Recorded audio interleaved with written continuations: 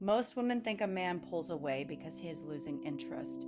It is almost never that. In fact, the closer a certain kind of man feels to you, the more likely he is to go quiet, cancel the plan, or answer with one cold word. It looks like rejection. It is actually the opposite.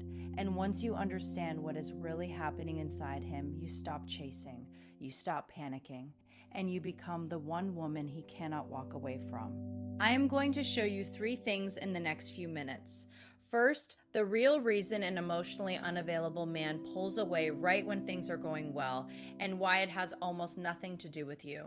Second, the exact stages he moves through when he retreats, so you can tell the difference between a man who is scared and a man who is truly done. And third, the one thing you can do the moment he goes cold that quietly pulls him back, without begging, without a single needy text, without losing 1 ounce of your dignity. Stay with me, because the third one is the part that most women get backwards their entire lives. Let me start with what is actually going on inside him. Psychologists have a name for this pattern. It is called avoidant attachment, and it forms early, usually in childhood, long before he ever met you. A boy learns from the people who raised him whether closeness is safe or whether closeness comes with a price. If love in his home came with criticism or smothering, or a parent who leaned on him for comfort he was too young to give, his nervous system learned one quiet lesson. Getting close means losing yourself. So he grew into a man who wants love like everyone else, but the moment real intimacy arrives, an old alarm goes off in his body that he does not even understand. Here is the part that will change how you see him. That alarm does not fire when things go badly. It fires when things go well. When you have a beautiful weekend together, when he tells you something he has never told anyone, when he feels himself starting to need you, that is the moment the fear floods in. Closeness to him does not feel like warmth. It feels like a threat. And so he does the only thing his body knows how to do. He creates distance to feel safe again. Think about what that means. The pull away is not a sign he feels too little. It is a sign he felt too much and did not know how to hold it. Researchers who study couples, people like Dr. John Gottman, call this the pursue and withdraw pattern. And it is one of the most predictable dances in all of human relationships. One person feels the gap and reaches for connection. The other feels the closeness and reaches for space. The harder the first one pursues, the further the second one withdraws. And here is the cruel twist. The reaching itself, the texting, the where did you go, the what did I do wrong, is the very thing that pushes him deeper into the cave. Let me give you a face for this. A woman I will call Susan, 58, met a kind, successful widower online. For 6 weeks, it was the best connection she had felt in 20 years. Long calls, real laughter, plans for the future.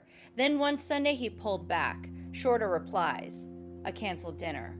Susan did what almost every hearted woman does. She sent the long message. She asked if she had said something. She called twice. And the more she reached, the colder he got, until he vanished. Susan was certain she had done something wrong. She had not. She had simply gotten close enough to trip an alarm he installed when he was 7 years old, and then she chased the very ghost that his fear was already telling him to run. Now here is where it gets more hopeful, because not every man who pulls away is the same, and you need to be able to tell them apart. When a man retreats, he moves through stages, and reading the stage correctly is everything. The first stage is the flinch. This is the sudden, quiet withdrawal right after a high point. A great date and then silence. This is not rejection. This is the alarm. A man in the flinch is not gone. He is overwhelmed, and he is trying to get his feet back under him. The second stage is the test, and most women never even realize it is happening. Somewhere inside, he is watching to see what you do with his distance. Not consciously, not cruel, but his nervous system is asking one question. If I pull back, will she come crashing in and prove that closeness really is suffocating? Or will she stay calm and prove that I am safe with her? Everything you do in this window teaches his body one of those two answers. The third stage is the drift, and this is the one to respect. If the dip goes on for weeks, if he is consistently cold, if he gives you nothing to work with no matter how steady you are, then you may be looking at a man who is genuinely checked out, or a man so wounded he cannot do the work a real relationship needs. Knowing this stage protects you because it tells you when to stop pouring yourself into a well that will never fill. We will come back to how to know the difference, as it matters more than anything else I will say today. But first, let me give you the thing you actually came here for. What do you do the moment he goes cold? And I want you to really hear this because it is the exact opposite of what your heart will scream at you to do. You do nothing toward him and everything toward yourself. That sounds too simple, so let me tell you the most powerful move there is. Remember the pursue and withdraw dance. His fear is whispering that closeness will cost him his freedom. When you chase, you confirm the fear. When you go quiet, warm, and unbothered, and you turn your full attention back to your own life, you do something his nervous system has almost never experienced. You give him space without. You do not blow up his phone. You do not go cold and cruel to teach him a lesson, because that is just chasing in reverse. You simply step back into your own full, interesting life and let the rubber band do its work. Because here is the secret about a rubber band. It only pulls a man back if you stop holding the other end. As long as you are gripping, texting, waiting, there is no tension for him to feel. The second you let go and return to your friends, your garden, your work, your laughter, the space you leave behind starts to ache in him. The very closeness he ran from becomes the thing he suddenly misses. And now he is the one reaching.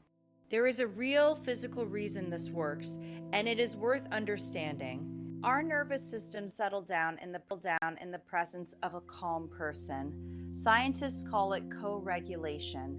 It simply means your steadiness can become his steadiness.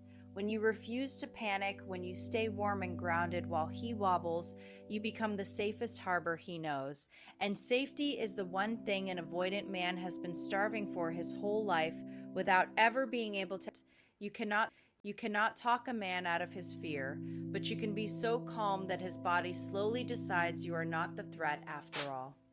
Now let me show you the other side of Susan, because I do not want you to leave with only a sad story.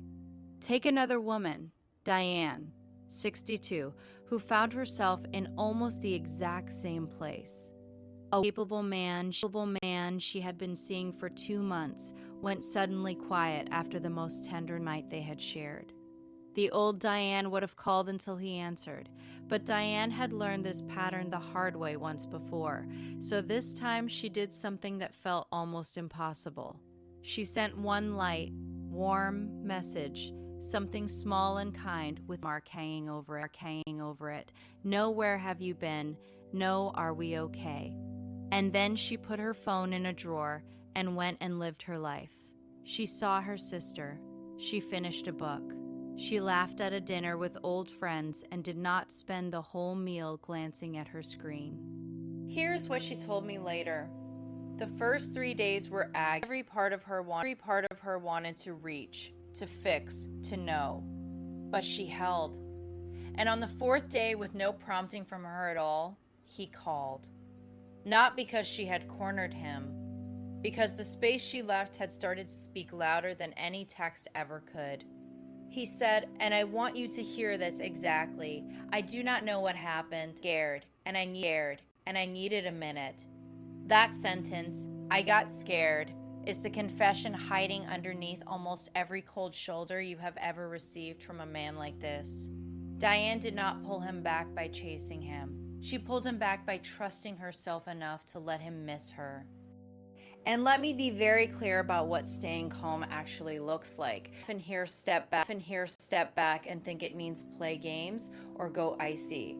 It does not.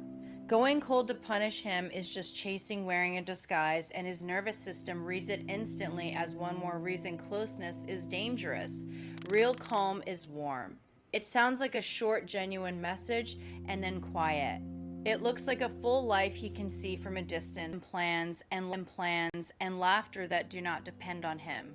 It is the difference between a slammed door and an open one you simply are not standing in front of, waiting. One says you failed a test, the other says you are welcome here whenever you are ready, and I am just fine either way. That second message is the one that melts a guarded man, because it is the one he has never in his life. So let me put the whole playbook together, because this is the part I want you to carry with you. When he pulls away, first you name the stage. Is this the flinch right after closeness? Is this the test where he is quietly learning what your distance feels like? Or is this the drift, a long, consistent cold that no amount of patience is warming? Naming it keeps you from reacting to a scared, cruel one, or wasting years on a cruel one you keep excusing as scared. Then, in the flinch and the test, you hold your center. You stay warm, but you do not pursue. One kind, light message is fine. Then you let him come to you, and you pour all that beautiful energy back into your own life. You let co-regulation and the rubber what no paragraph of text ever could. And here is how you tell the scared man from the finished one. The answer I promised you. A scared man, given common space, comes back. Maybe not in a day, but he circles back, reaches out, tries again, because the fear was never a lack of feeling. A truly unavailable man, the one in the drift, gives you steady how grounded you are, and shows you through weeks of action that he will not close the gap. The calm you offer is not a trick to control him. It is a test that reveals him.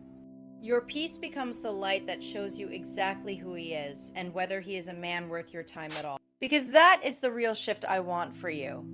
This was never only about pulling him back. It was about who is so rooted in her own worth that his distance no longer runs her life. When you stop chasing, one of two things happens, and both of them set you free. Either he feels the space and comes home, or he shows you he never will, and you walk forward without wasting one more year wondering what you did wrong. You already know the answer to that. You simply loved a man whose alarm was older than you, and now you know exactly what to do the next time it rings. If this helped you see him and see yourself more clearly, stay with me, because in the next video I am going to show you the specific words to say when he finally does come back, so that this time the closeness holds instead of scaring him off again. I will see you there.